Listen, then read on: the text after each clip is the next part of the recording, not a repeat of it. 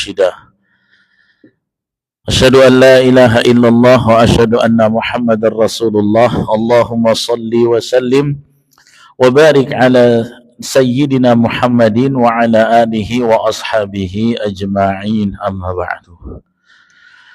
Yang pertama, bersyukur kepada Allah dengan ucapan Alhamdulillah, salawat dan salam kepada Nabi Muhammad sallallahu alaihi wasallam, uswah hasanah kehidupan kita. Mudah-mudahan kita semua di Masjid Al-Maghfirah ini dapat syafaat dari Nabi sallallahu alaihi wasallam. Yang sama kita hormati Ketua DKM Bapak Sobirin dan seluruh pengurus, orang-orang tua kami dan seluruh jamaah mukminin mukminat rahimakumullah. Hadirin, kita semua ini tentu sebagai hamba Allah senantiasa terus beribadah. Ya. Di antara ibadah yang paling penting setelah menjaga akidah adalah iqamatus shalah. Kita mendirikan sholat yang 5 waktu. Nah, itulah pentingnya kita menempatkan diri sebagai hamba Allah. Yang namanya ibadah, Bapak Ibu, mau sehat, mau sakit, mau kaya, mau miskin, lagi senang, lagi susah, tak bisa lepas. Betul ya?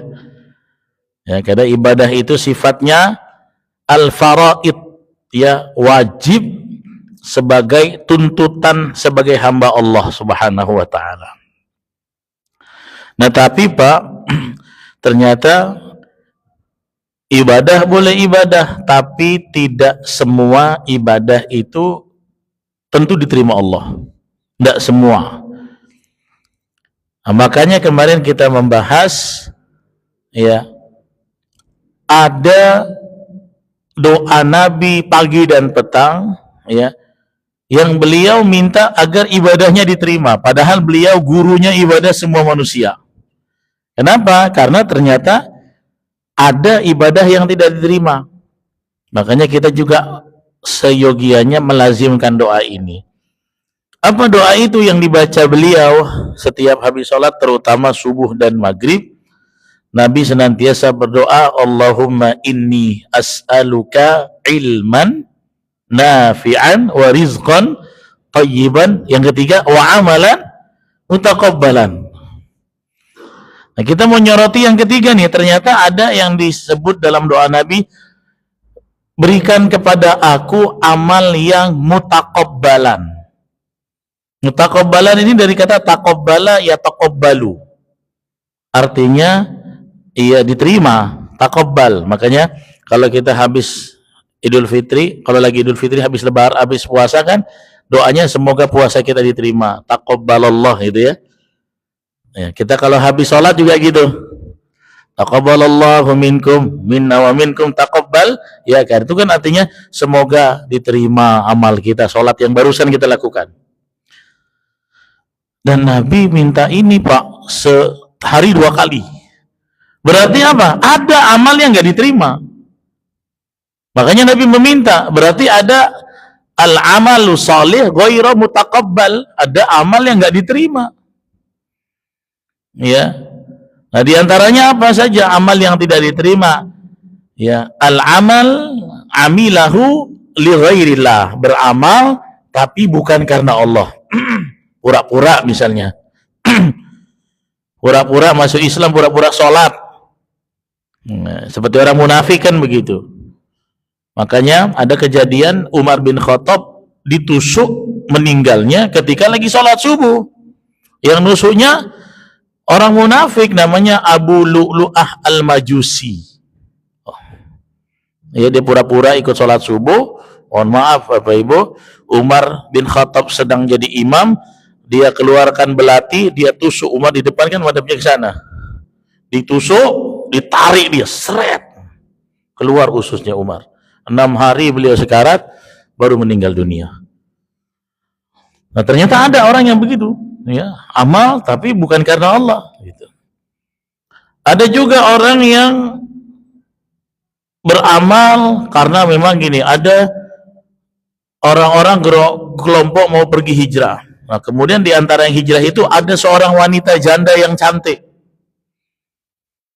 Lantas ada seorang laki-laki suka sama janda itu. Saya mau nikahi kamu. Kalau kamu mau nikahi saya, ikutlah. Saya mau hijrah nih dari Mekah ke Yathrib.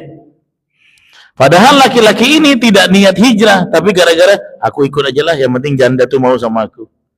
Inilah yang menjadi latar belakang terbitnya hadis innamal a'malu binniyat. Kita kan sering dengar hadis itu, Pak. Asbabul wurudnya, kenapa hadis itu muncul? Karena ada seorang laki-laki yang tidak niat hijrah bersama kaum muslimin, tapi karena dia suka dengan seorang janda yang hijrah, dia rela ikut hijrah. Makanya Nabi bilang, innamal a'malu binniyat wa innamal likulli imri'in ma nawa. Sesungguhnya setiap amal tergantung niatnya. Setiap orang dapat apa yang dia niatkan.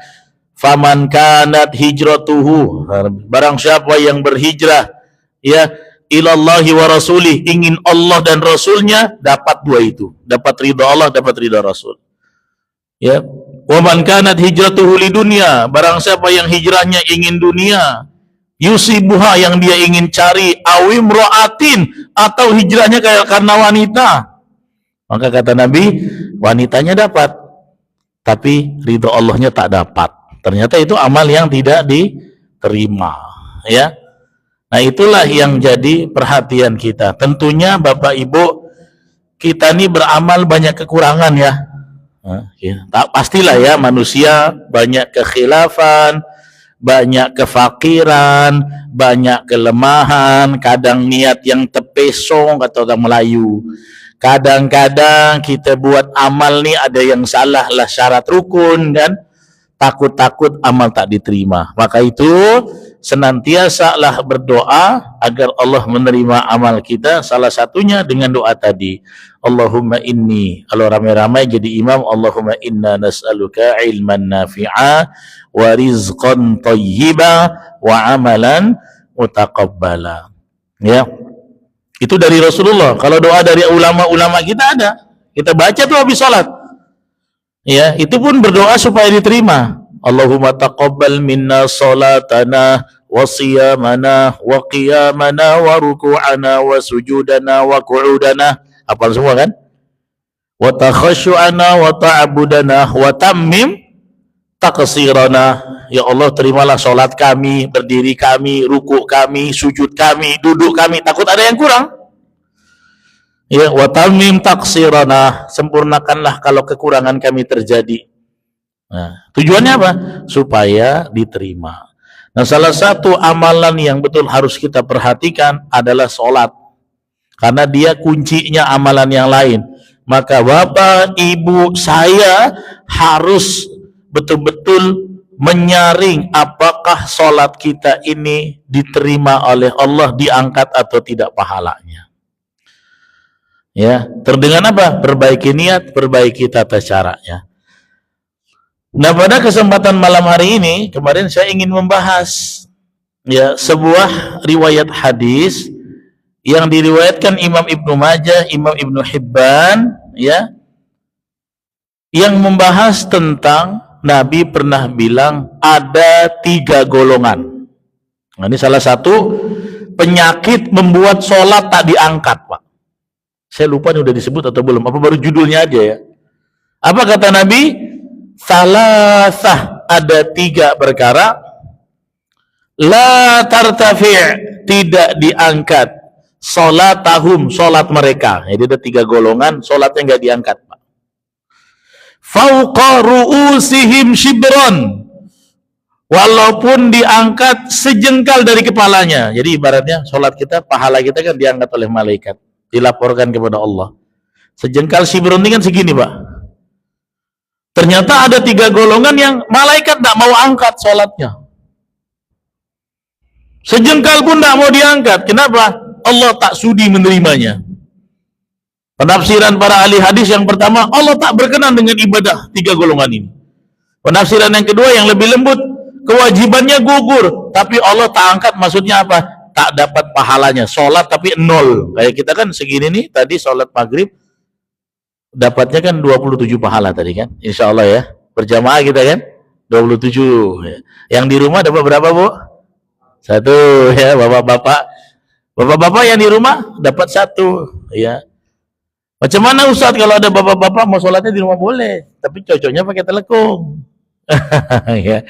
Buat laki-laki harus ke masjid lah kita. Kita ajak saudara-saudara mara ke tangga kita nih biar masjid kita makin ramai. Nampaknya masih lapang ruang kita nih ya. Masih lapang ya. Nah ternyata ada 3 golongan yang tidak diangkat sholat mereka. Maksudnya apa? Dia gugur kewajibannya tapi 0 pahalanya. Ini hadis riwayat Ibnu Majah. Ya. Siapa 3 golongan itu? Ah, Bapak Ibu siap-siaplah. Takut-takut masuk pula kita satu nih. Ya, siap-siaplah. Nah, kalau saya udah tahu, saya ngiri-ngiri juga sama yang nomor 1 nih. Yang nomor 1.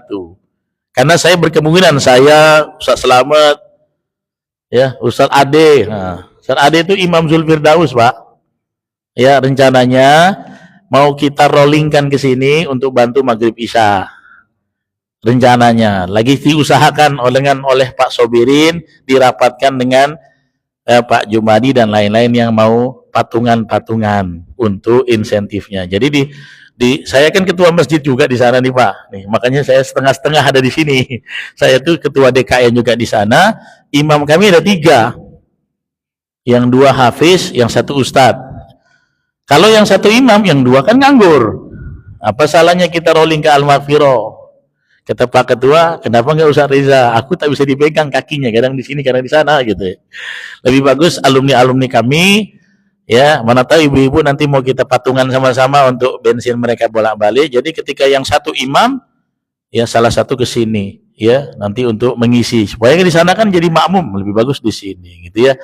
Nanti cadangannya saya sama Ustaz Selamat, Pak. Kami cadangan lah berdua, subuh-subuh tuh ya, subuh-subuh ya, Maghrib Isya. Mudah-mudahan Pak Ketua bisa memusyawarahkan dengan para pengurus ya biar ada imam hafiz setiap di sholat kita Maghrib dan Isya. Insya Allah ya.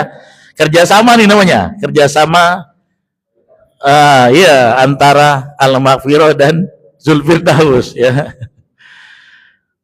Yang pertama kata Nabi siapa? Rojulun. Nah, ini laki-laki nih, kita nih ibu-ibu aman. Amma kauman, mengimami satu kaum. Wah, saya nih bisa kena nih. Wahum lahu karihun, tetapi mereka tidak suka sama yang jadi imam.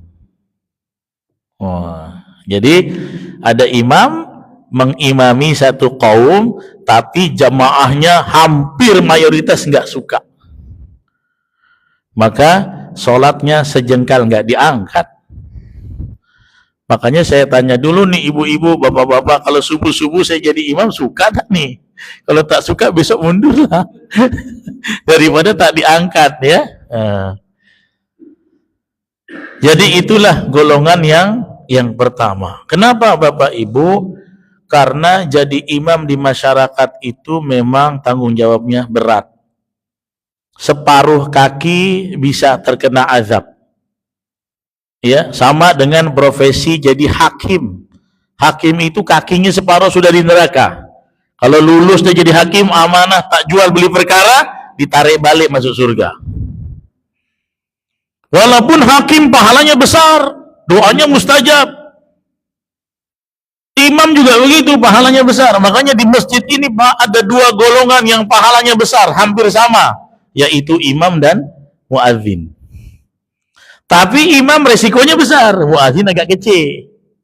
Ya, kalau imam tuh mesti bacaan Fatihahnya clear, ya, kemudian fikih sholatnya tahulah sedikit banyak gitu ya. Jadi pahalanya memang besar seorang imam ini, ya, tetapi resikonya juga besar. Ya, maka kalau ada satu orang imam amma qauman, mengimami satu masyarakat, tapi mayoritas masyarakat ternyata suka dia, tak diangkat itu pahala sholatnya. Atau kalau tafsiran yang kedua tadi 0 pahalanya. Nah tapi Bapak Ibu kita mesti kunci dulu nih, ndak sukanya karena apa ya. Nah para ulama bilang qayyada dzalika jama'atun min ahlil ilmi bil karahatid diniyah li sababi syar'i.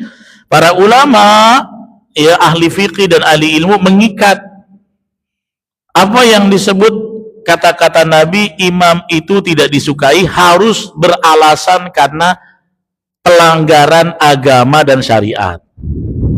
Jadi imam ini imam, tapi mohon maaf ya, berjudi gitu kan. Saya jadi imam, terus bapak ibu lihat saya berjudi, domino, tepuk, bala 6, 100. Nah, kalau tak pakai duit kan enggak masalah, mubah-mubah aja ya. Ya. Atau saya jadi imam, tapi malam minggu saya mabuk gitu. Pak imam kita lagi minum, 2 botol lagi Pak. Masyarakat tak suka saya jadi imam, enggak diangkat. Itu imam yang tidak disukai lisa babi syar'i, karena sebab syariat. Misalnya, tapi kalau imamnya apa? Wah, dia bukan orang Melayu. Itu enggak dapat, karena bukan alasan syariat. Imamnya bukan orang aku, orang Jawa. Aku sukanya orang Jawa. Itu kan tendensius pribadi, bukan pelanggaran syariat. Atau saya tak suka imam itu apa? Pecinya kopiah. Saya sukanya imam peci haji. Ya, macam baji syukur gitu ya. Itu tak masuk, itu alasan ngada-ngada. Ya. Termasuk saya nggak suka nadanya, nada nggak masuk. Tapi kalau tajwidnya masuk. Ya. Nah, begitu. Di sini dijelaskan fa'amal karaha li ghairi din fala ibratan biha. Adapun ketidaksukaan yang tanpa landasan agama bukan termasuk di dalamnya. Ya. Nah, kemudian wa qayyadahu aidan bi an yakunal karihun aktsarul mu'minin, dan juga yang disebut tidak disukai oleh jamaah adalah maksudnya diikat dengan kebanyakan orang-orang. Ya. Wala i'tibaru bi karahatil wahid wal itsnaini wa thalatha. Tidak juga orang semua suka, misalnya 100 orang suka, yang nggak suka cuma 3 orang, itu nggak masuk. Berarti minoritas. Ya. Ya, jadi kalau permasalahannya bukan pelanggaran syariat, maka tidak termasuk ini. Ya. Misalnya imam, saya jadi imam, Ustaz Ade atau siapa, tapi pinjam uang muamalah nipu, kan akhirnya itu akhlaknya melanggar agama. Terus saya jadi imam, nggak diangkat sholatnya. Atau yang lain, atau yang lain-lain, saya jadi imam tapi ibu bapak lewat rumah saya pakai celana pendek buka aurat, kan dosa. Nampak Pak Imam ngapain? Lagi main burung. Nah gitu kan, lagi main burung, tiba-tiba pakai celana pendek kena auratnya, atau nggak pakai baju.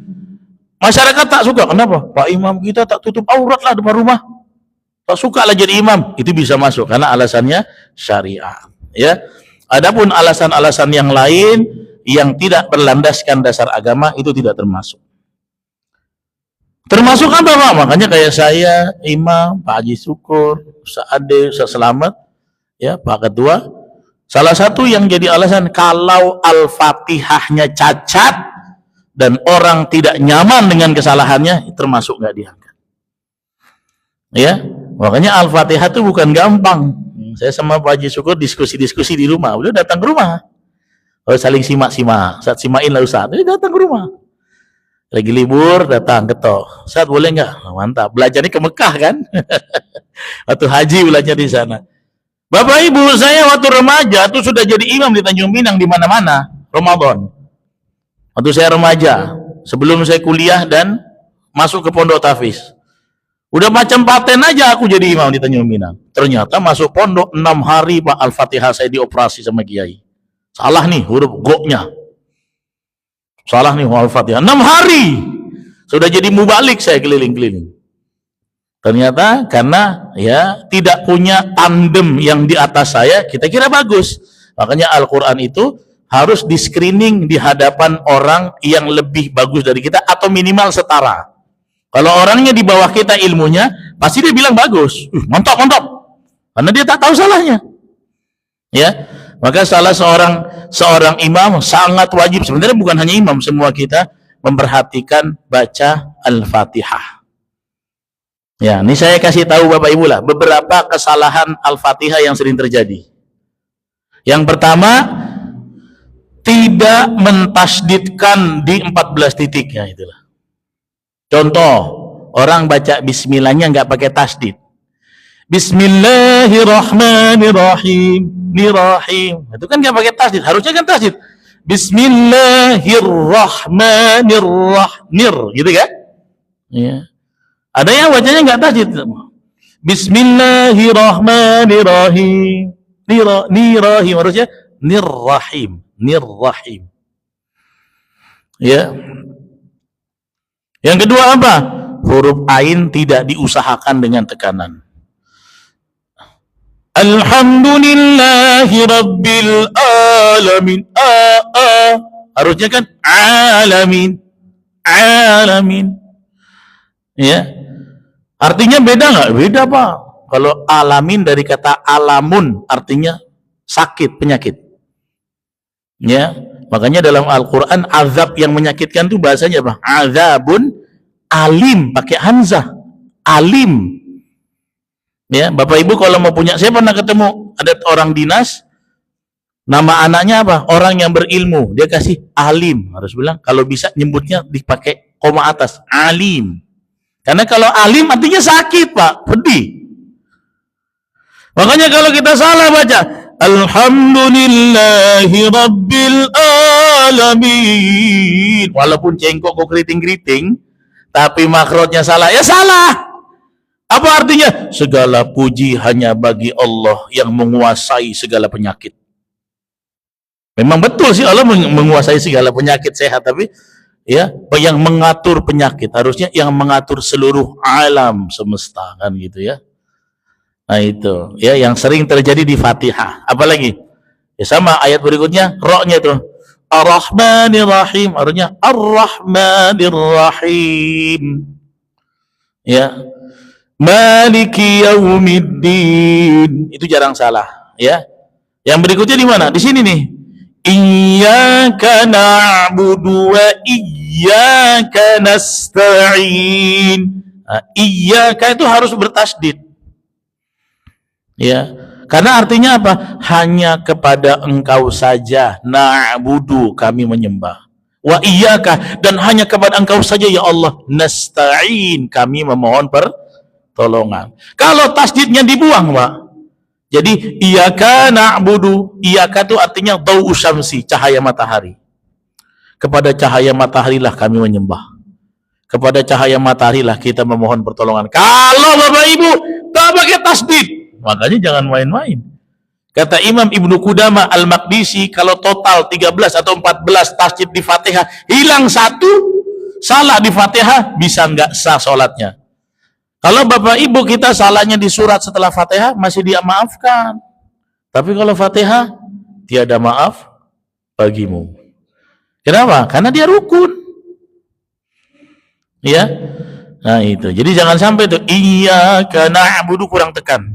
Ya, iyyaka ditekan. Iyyaka na'budu wa iyya.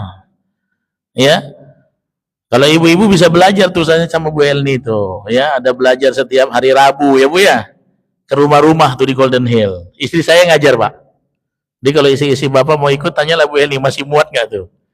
Ya, orang ini pindah-pindah rumahnya, rumah bagus, memperbaiki bacaan, Pak, ibu-ibu. Kan untuk ngajari anak juga, ya. Minimal untuk sholat kita ya. Kemudian apalagi kesalahan yang sering terjadi? Huruf sa diganti huruf shin. Ihdinas syira, syi, salah. Harusnya SH bukan SY. Ihdinas si, si biasa aja. Si namanya isti'la, pangkal lidah naik ke atas, bukan monyong-monyong. Ihdinas syi, itu jadi rubah makhraj. Ihdinas siratal, ta, jangan jadi ta, tipis. Salah satu tipis apa? Dihameskan. Ihdinas siratal, harusnya kan kering, tol, ya. Ihdinas siratal, kemudian mustaqim, mus itu sinnya harus tipis. Cara tipiskannya apa? Bibirnya meringis. Kalau Bapak Ibu baca mustaqim nggak ditarik bibir bawah, jadi huruf so. Cobalah. Ihdinas siratal mus. Itu apa tuh? So kan? Mus. Sekarang saya tanya, mustaqim itu huruf apa aslinya? Sin. Sin itu tipis. Sa, si, su, bas. Cara tipisnya senyum. Ya. Yang berikutnya apa lagi? Huruf qaf diganti kaf. Ihdinas siratal mustaqim. Kim. Harusnya qim. Qaf, q. Ya. Ya. Nah. Terus apa lagi? Siratal ladzina annya biasa tuh. An'amta alaihim. Hamzah, amta itu ain, alaihim juga ain. Nah, tanya jangan panjang. Ada yang baca kepanjangan. Siratal ladzina an'amta alaika. Jangan tuh. Tanya nggak boleh panjang. Siratal ladzina an'amta alaihim. Nah, itu. Ya. Kesalahan dua terakhir apa? Ghairil magdu. Nah, magdu kan huruf gha tidak boleh diqalqalah karena dia bukan qalqalah. Ghairil magdu bukan mag. Ya. Nah, itu. Ini sekilas-kilas saja buat Bapak Ibu latihan di rumah. Yang terakhir apa?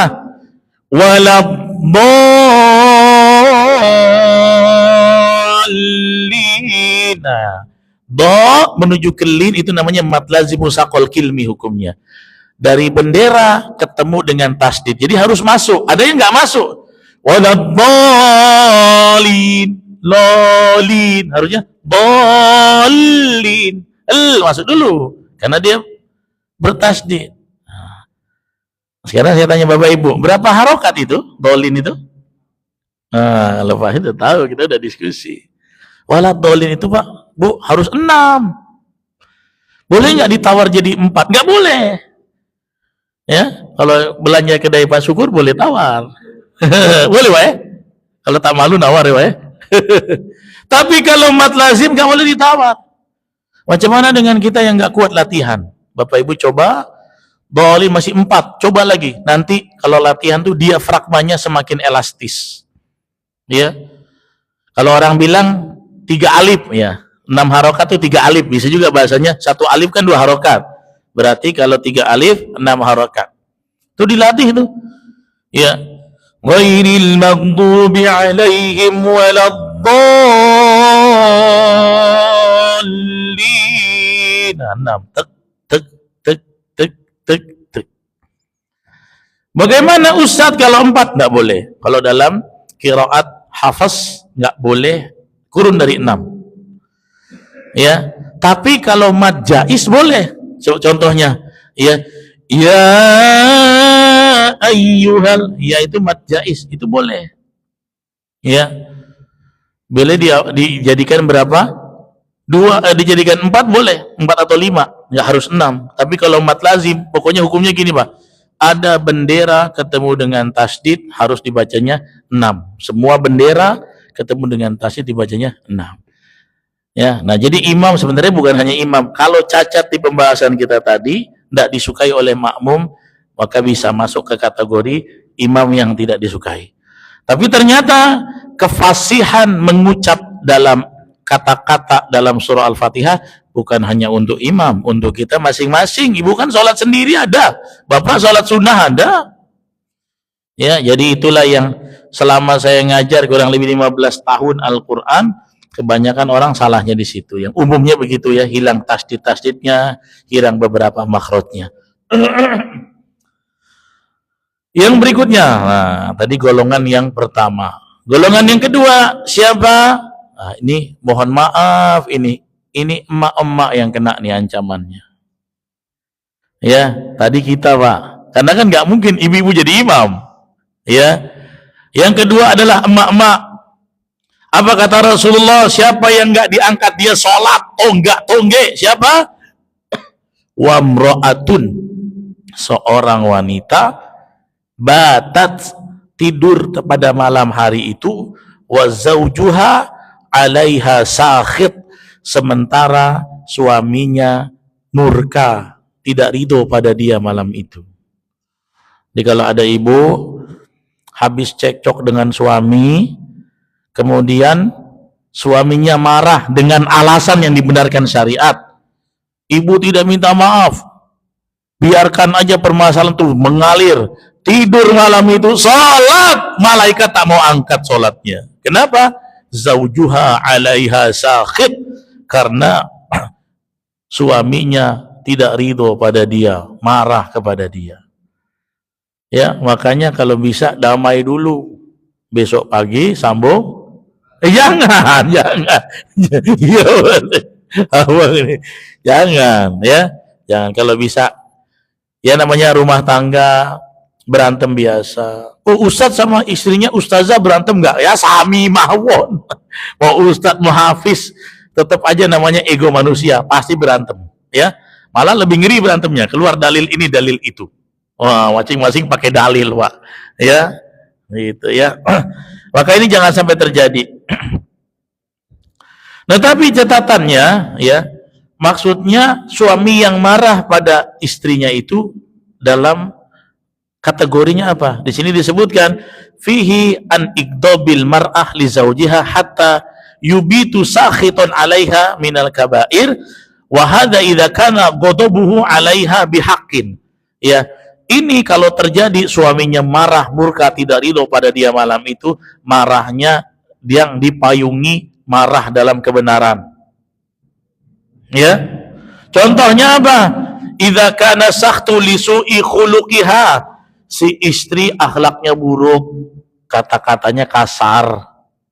Ya. Banding-bandingkan suami misalnya begitu. Ya. Terus bicara buruk, au su'i adabiha, adabnya buruk. Au qillati ta'atiha, atau tidak mau taat.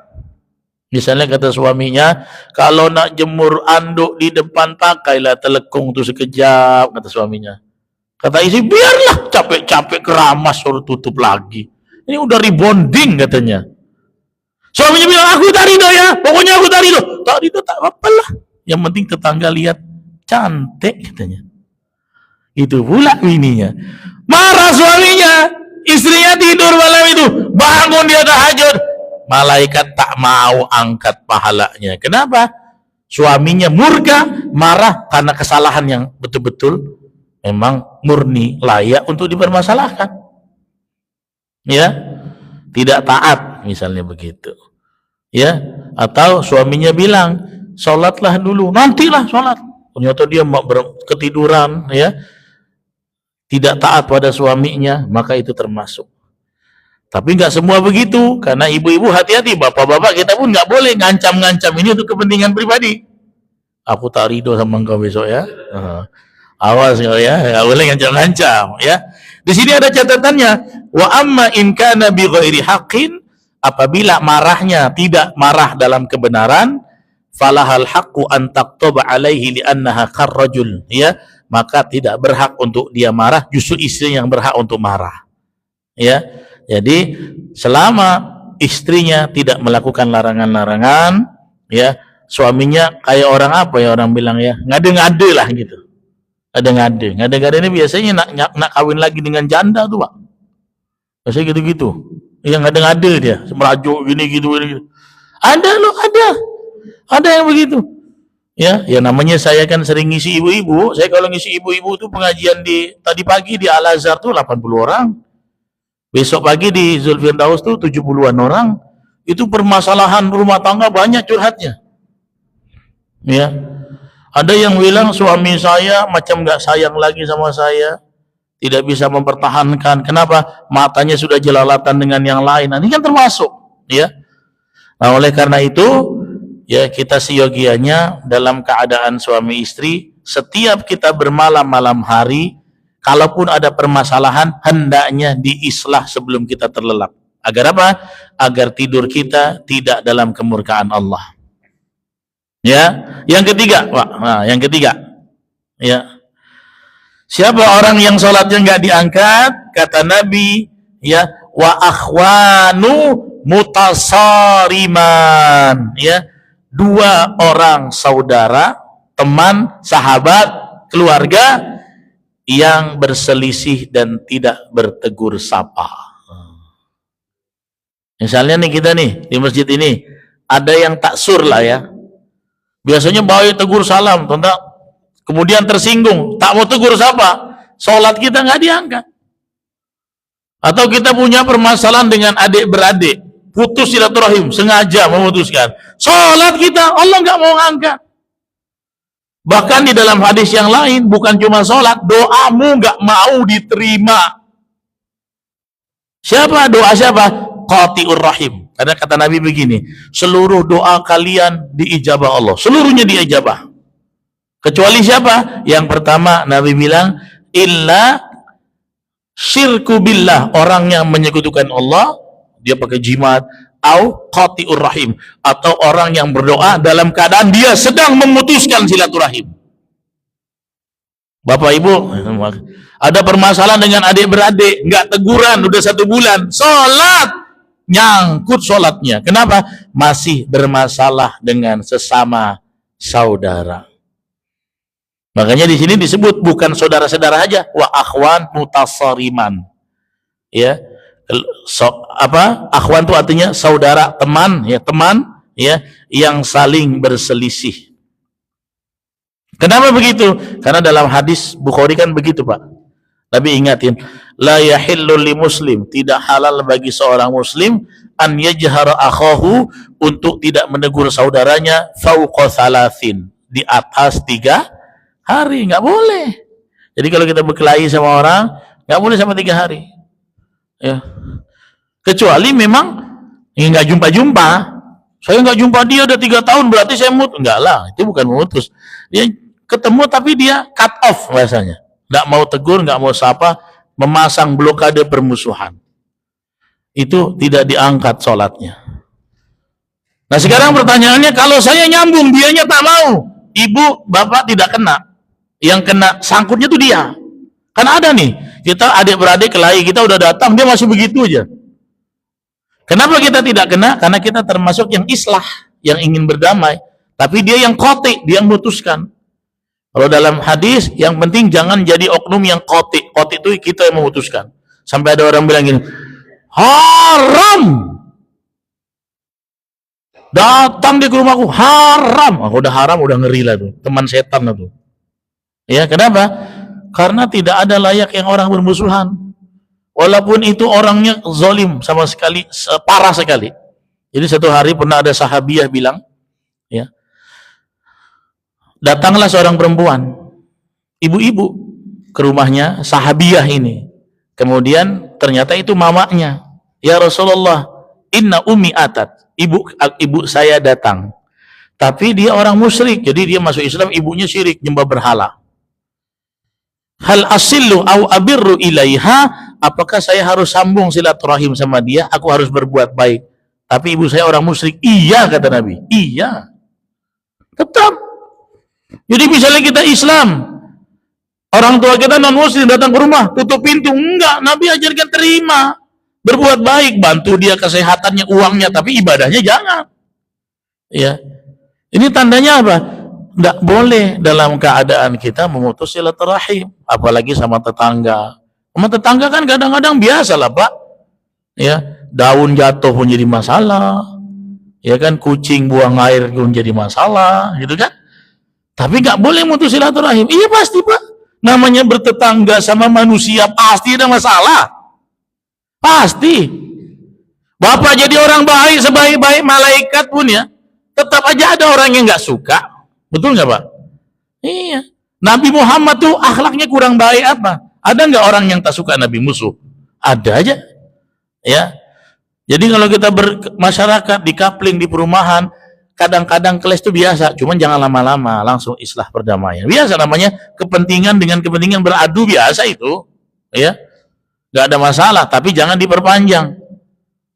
Ya kalau ada saya pernah jamaah, Ustaz, saya mau jual rumah saya, kenapa? Anak saya, dia jadi punya anaknya anak laki-laki, azan sama toko di situ tak boleh, budak-budak jangan azan. Ya, akhirnya merajuk, sholatnya ke masjid lain. Saya ngisi pengajian, Ustaz, saya nak jual rumah, kenapa? Saya pengen cari perumahan yang tenang, tidak bermasalah. Saya bilang, Bapak nak carilah perumahan malaikat residen. Betul nggak, Pak? Ngapain saya ngasih janji surga? Selama bertetangga dengan sama malaikat, rambut sama hitam, hati tidak tahu, pasti ada konflik, pasti. Bapak Ibu cari di mana perumahan yang tidak ada masalah. Kalau sama manusia sama-sama punya nafsu, punya ego. Tapi kalau sama malaikat tidak. Bapak kasih muka masam tak marah malaikat. Ya. Jadi selama ya ini buat kita sebagai makhluk sosial yang bertetangga, saya kadang-kadang sama tetangga sama ini kadang-kadang ngotot-ngotot juga masalah asap. Ya kan? Ya masalah kucing, masalah apa, masalah pohon, tapi ya itu biasalah. Ya interaksi, tetapi kita harus saling memaafkan dan memahami. Saya kira itu, Pak, yang bisa saya sampaikan. Masih berapa menit? Nah, 3 menit. Kalau ada pertanyaan tentang yang kita bahas, silakan. Monggo. Ibu mau tanya boleh, Bapak mau tanya boleh. Sila, Pak. Iya, iya. Itu yang tidak dianggap sholatnya imamnya. Nah, itu penting itu. Nah, itu penting. Ya. Saya sengaja simpan karena saya tahu kata pancing. Ya, gitu ya. Ternyata begini, ya. Wa salatul imam sahihah fala yu'iduha. Ya. Salatnya imam, kalau kita ambil penafsiran yang kedua, semuanya tetap sah. Ya. Salatnya imam sah, tidak perlu diulang, walakinnaha ghairu maqbulah, tetapi tidak diterima, yaitu apa? Tidak diterima pahalanya, jadi 0, ya. Wa amma salata man khalfahu fa sahihah wa maqbulah biidznillah. Yang bermasalah hanya si imam. Yang salat di belakang dia fa sahihatun wa maqbulatun biidznillah. Tetap sah, tetap diterima di sisi Allah. Jadi yang menyangkut itu memang dia sendiri. Ya. Contoh, Bapak Ibu salat jadi di masjid mana gitu, di Batam, di Bintan, imamnya cacat Al-Fatihah, tapi dia yang ngotot. Kan tidak mungkin kita tarik, mundur kau. Oh, tidak mungkin. Cacat, tapi ngeyel gitu kan, ngeyel, salah-salah baca Fatihah. Maka dia bisa nggak diangkat, tapi kita gugur sebagai kewajibannya dan tetap dapat pahala utuh. Makanya itu saya bilang, setengah kakinya ngeri di neraka jadi imam tuh. Aku kalau tadi paksa-paksa tak mau juga. Itu, Pak, ya. Karena bukan itu ya, makanya saya bilang sama Pak Ketua, kalau di sini saya sifatnya bantu aja lah. Ya, bantu. Saya udah bertahun-tahun, Bu, jadi imam, dari saya remaja, dari saya kuliah, dari baru nikah sampai lama nikah. Dari di Depok, ya, di Jakarta, di Tanjung Pinang ada berapa masjid.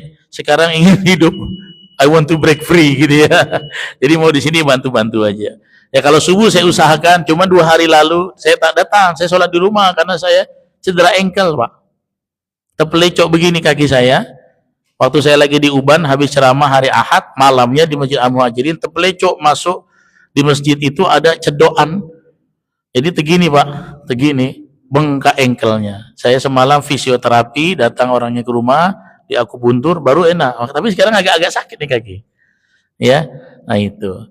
Makanya mudah-mudahan nanti kesepakatan Pak Ketua dengan bapak-bapak yang ingin jadi donatur untuk kita ada imam hafiz, ya bisa berjalan mudah-mudahan dengan izin Allah. Nanti kalau Pak Ketua ngajak-ngajak patungan, mohon dibantu Pak Ketuanya. Ya Pak Ketua ya, saya bantu endorse nih. Biar apa? Ya supaya lebih khusyuk. Kalau saya ada, saya bantu, cuman jangan ngandalkan lah. Ya, imam kami di sana ada 3, mereka bisa kita rolling. Ya, walaupun saya tadi bilang ya perjuangan, awak bantu ke sini, habis maghrib duduk-duduklah ngaji sini, kan? Ya, kalau ada bapak-bapak nak perbaiki bacaan boleh juga, boleh ya, boleh juga gitu ya. Mudah-mudahan bermanfaat. Demikian, gitu Pak ya.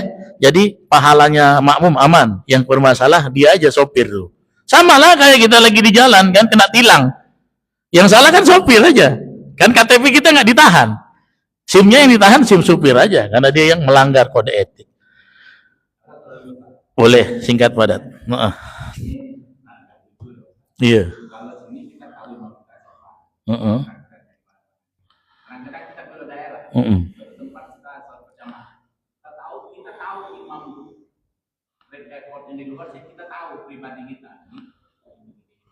Gimana sikap kita jamaah atau gimana masyarakat yang di luar masjid ini kita ketahui lah bintang. Iya iya iya.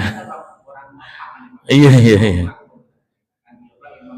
Jadi sifat saya di mana? Harusnya ikut berjamaah atau gimana? Kalau saya memilih Memilih. Tahu imamnya itu sangkut, gara-gara kita sangkut dia pula tegadai, kesian kan? Lebih bagus aku hindari aja. Karena saya kalau di perjalanan sama istri sering berdebat, sholat di mana? Sini, sini. Imamnya bagus tak? Oh, lagi di luar. Karena dia itu lebih kritis lagi, tanya Bu Helni. Istri saya itu lebih galak lagi meriksa bacaan. Lebih galak dari saya. Ya. Ya, tapi kalau memang udah terlanjur, udah takbir, dia pula gitu kan. Ya udah lanjut aja, serahkan kepada Allah. Pasti tak khusyuk. Iya, saya ini terakhir ya, pernah pengalaman kultum Ramadan. Imam tuh tak maulah dia mundur karena takut amplop kena bagi kan. Dibacalah dia cepat 20 rakaat. Disambung dia semua. Alhamdulillahirabbil alamin arrahmanir rahim maliki yaumiddin iyyaka na'budu wa iyyaka nasta'in ihdinas siratal mustaqim siratal ladzina mustaqimi dibaca, harusnya mustaqima kan. Gimana caranya aku sholat baru 2 rakaat masih ada 18 lagi. Akhirnya gimana hukumnya saya sholat mufarokoh Pak, fisiknya sama dia tapi saya baca sendiri karena kesalahannya fatal Al-Fatihah. Habis sholat saya bilang bahkan ada yang salah harokat, kalau kena sama saya bilang tolong Pak Imam begini begini. Kalau marah besar badan saya kan. Tahu lah ini dia. Jadi kadang teman-teman tahu lah, Ustaz Reza gitu. Tapi ya, saya senang kalau ada orang yang suka sharing-sharing. Ya mudah-mudahan masjid kita semakin nyaman, AC-nya sudah nyaman. Mudah-mudahan semua DKM jamaah yang nyumbang nih ngalir pahalanya banyak-banyak. Ya, dan kedepannya mudah-mudahan imam kita juga kita bisa meningkatkan kenyamanannya. Subhanakallahumma wa bihamdika asyhadu an la ilaha illa anta astaghfiruka wa atubu ilaik. Assalamualaikum warahmatullahi wabarakatuh.